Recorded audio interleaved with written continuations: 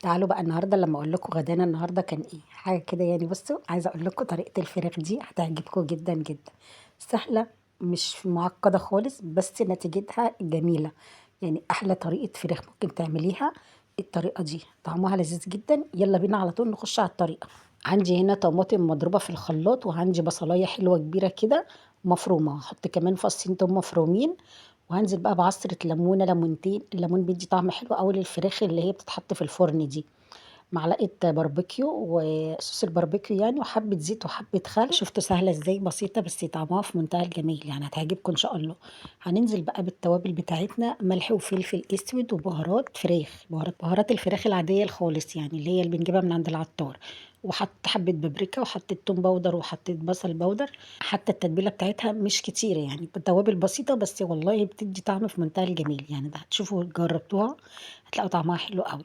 هنزل هنا بقى بحبة المستردة دي بتدي طعم فظيع للفراخ دي، سواء للفراخ المشوية أو للفراخ اللي بتخش صينية في الفرن، هي زيها بالظبط. بس بتدي تيست حلو أوي للفراخ دي. كمان نزلت بنص معلقة سكر، هتكرمل وهتعدل الطعم معايا.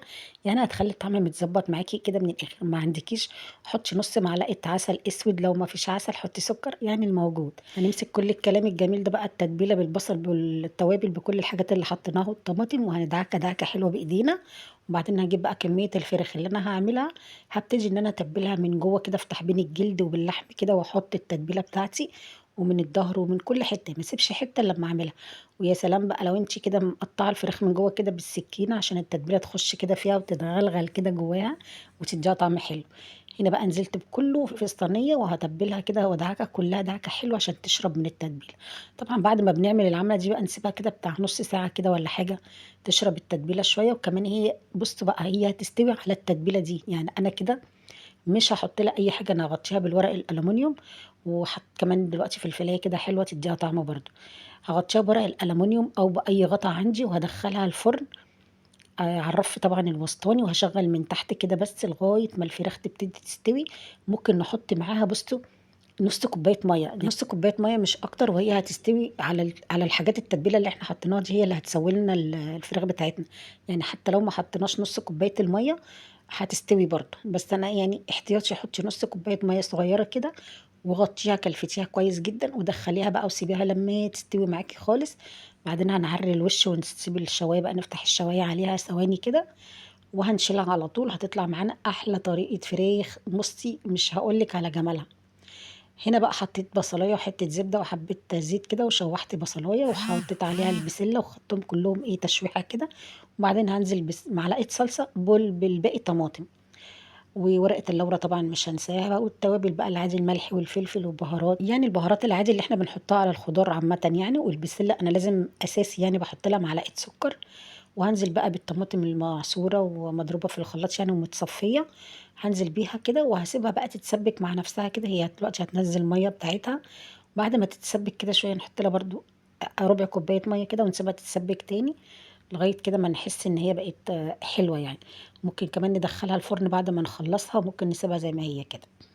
هنا بقى حطيت ايه نص معلقه سمنه. انا بحب اعمل الرز بزيت مش بسمنه، بس بحط حته سمنه صغيره كده بتدي طعم حلو. حطيت بقى ورقه اللورة، وحطيت نص كوبايه شعريه، وقلبتهم شوحتهم لغايه ما خدوا اللون بتاعهم. ونزلت بقى بالكوبايتين الرز بتوعي وشوحت الرز. وفي الاخر بقى ايه، حطيت الميه بتاعتي وسبته لما يستوي. هنا بقى حطيت حتة زبدة كده صغيرة ومعلقة زيت، وهاخد الفراخ المتقطعة دي الصغيرة مكعبات دي، وهنزل ببصلاية بعد ما شوحنا الفراخ، بصلاية كده في النص. وابتدي بقى احط ايه ملح فلفل بهارات، شوية بابريكا كده مدخنة تدي ريحة وطعم حلو كده. كمان عندي فلفل ألوان مفرزة في التلاجة، فهنزل بيه كمان حبة حلوين كده برضو، هيدي طعم حلو قوي للجلاش بتاعنا اللي احنا هنعمله. انا نسيت اقول لكم ان انا كنت عامله في الفراخ المشويه البابريكا المدخنه دي كانت اساسي، بس انا ما قلتهاش يعني وانا بقول التوابل. فساعات الواحد بتقع منه حاجات كده، فعادي يعني. المهم هنا بقى ايه، شوحت نص كوبايه لبن عليها معلقه دقيق، وسيحتهم وحطيت عليهم جبنه موتزاريلا. وخدتهم كده لفه على النار وسبتهم بقى كده، هنعمل بيهم ان شاء الله الجلاش كده. يعني ايه زي صوص جبنه كده. فهاجي بقى هنا، انا طبعا الفيديو ده عاملاه فيديو لوحده، يعني لو انت عايزه تشوفي الطريقه صح هتشوفيها في الفيديو لوحده. انا هنا حاطه سريع بس عاملاه فيديو لوحده كده بالتفاصيل بتاعته. هنا بقى عندي ايه، بدهن بقى احط الصوص اللي انا عملته ده الاول، وبعدين بحط الحشوه، وببتدي ان انا اضغط من هنا ومن هنا، اتني الورقه من هنا ومن هنا، وتنيها من النص برضو زي ما انتم شايفينها كده، وبلفها رول، وبتكون بقى عندي الصاج طبعا، وببتدي ان انا ايه احط فيه. بس هنشوف الصاج ده دلوقتي. تعالوا نعمل واحده كمان مع بعض. احط صوص الجبنه، وبعدين بنزل بالحشوه بتاعتي. الاول بتني الجلاش نص كده، وبحط عشان الحشوه يعني تبقى ايه، تحمل عليها يعني.